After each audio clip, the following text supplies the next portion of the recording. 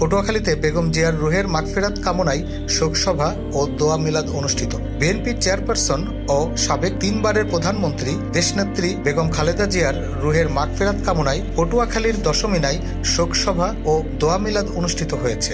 সোমবার বাদ আসর দশমিনা সরকারি মডেল মাধ্যমিক বিদ্যালয় মাঠে উপজেলা বিএনপি অঙ্গ ও সহযোগী সংগঠনের আয়োজনে এই শোকসভা ও দোয়া মিলাদ অনুষ্ঠিত হয়। উপজেলা বিএনপির সভাপতি আব্দুল আলিম তালুকদারের সভাপতিত্বে ও সাধারণ সম্পাদক শাহ আলম শানুর সঞ্চালনায় প্রধান অতিথি ছিলেন পটুয়াখালী জেলা বিএনপির সভাপতি বাবু স্নেহাংশু সরকার কুট্টি। প্রধান অতিথি তার বক্তব্যে বলেন, বাংলাদেশ জাতীয়তাবাদী দলের যে খালেদা জিয়া জীবিত ছিলেন শুধু তারেক সাহেবের প্রত্যাবর্তন এর জন্য। সে অনেকদিন ধরে অসুস্থ ছিল। গত 29 ডিসেম্বর সেদিন আমরা ভাবতে পারিনি যে আমাদের দেশ মাতা, আমাদের মা আমাদের ছেড়ে চলে যাবে।